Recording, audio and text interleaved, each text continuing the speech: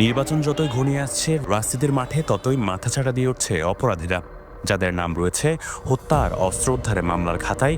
আজ তারাই আবার ব্যানার হাতে রাজনীতির মাঠে।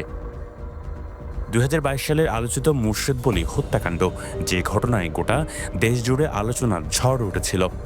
ঘটনার ভিডিও ফুটেজে স্পষ্টভাবে উঠে আসে আব্দুল আজিজের উপস্থিতির চিত্র। সেই ঘটনার পর দলীয় শৃঙ্খলা বিরোধী কর্মকাণ্ডের অভিযোগে তাকে পিএমখেলি ইউনিয়ন ছাত্রদলের সাধারণ সম্পাদক পদ থেকে অব্যাহতি দেওয়া হয়েছিল।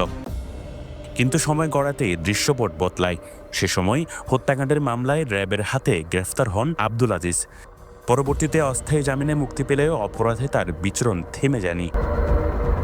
2024 সালের 6 সেপ্টেম্বর জুলাই গণঅভ্যুত্থানের পর আইন শৃঙ্খলা পরিস্থিতি নিয়ন্ত্রণে যৌথ বাহিনীর অভিযানে আবারও আটক হন আব্দুল আজিজ সহ আরও 8 জন।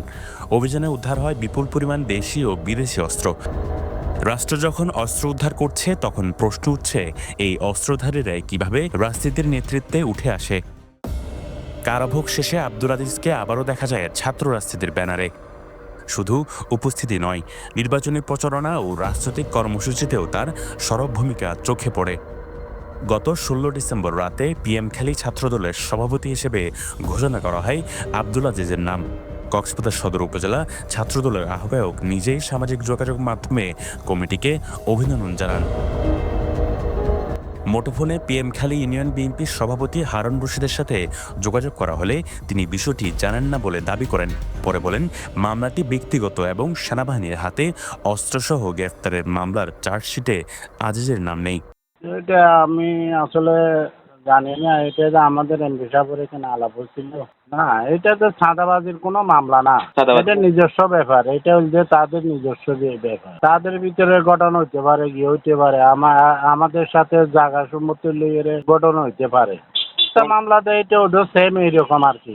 আজ যেটা বিষয় নিয়ে মামলা ধরা গেছে, ওইটা সম্ভবত চার্জশিটের মধ্যে ওইটা আসে না। কিন্তু ইউনিয়ন বিএনপির সভাপতির এই বক্তব্যের সঙ্গে নথিপত্রের কোনো মিল পাওয়া যায়নি। অস্ত্রসহ গ্রেফতারের মামলার অভিযোগপত্র পর্যালোচনায় স্পষ্টভাবে উঠে আসে আব্দুল আজিজের নাম।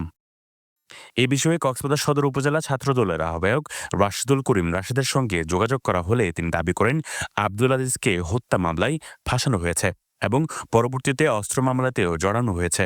এতো ফেসিবাদের শিকার হয়েছিল। এটা আগে থেকে ছিল। হ্যাঁ, এই আগে ছেলেটা ছিল। আচ্ছা, আমি বিষয়ে কথা বলতেছি, তাকে একটা চক্র ফাঁসাতে চেষ্টা করতেছিল। হ্যাঁ, তবে এই বক্তব্য মানতে নারাজ মামলার বাদী। মুর্শেদ বলি হত্যা মামলার বাদী জাহেদ আলীর অভিযোগ, এলাকায় পুনরায় প্রভাব বিস্তার করতে টাকা দিয়ে সভাপতি পদ কিনে নেওয়া হয়েছে।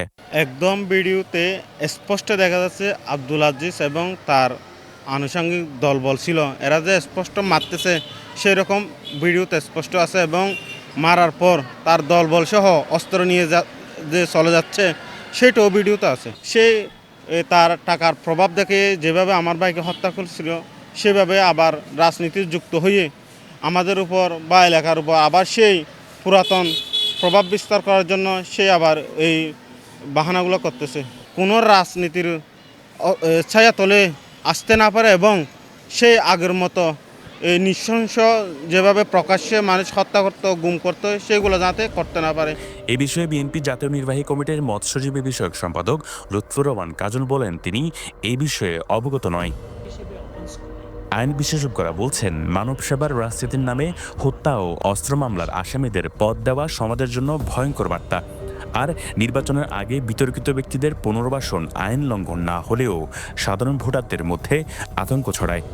জনগণের উপকারের জন্য, মঙ্গলের জন্য রাজনীতিটা করে। এখন যদি কোনো দাগী মানুষ, বিভিন্ন মামলার আসামি, সন্ত্রাসী অথবা দুর্নীতিবাদ এইরকম যদি কোনো রাজনৈতিক পদ ধারণ করে, তার দ্বারা তো মানুষের উপকার হওয়ার কোনো সম্ভাবনা নাই।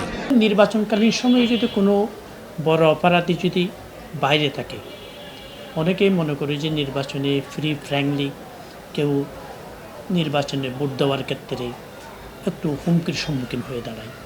তারা ভোট দিতে বই করে, যেহেতু পেশি শক্তির বলই কোনো সাধারণ মানুষ স্বাধীনভাবে মত প্রকাশ করার স্বাধীনতা থাকে না।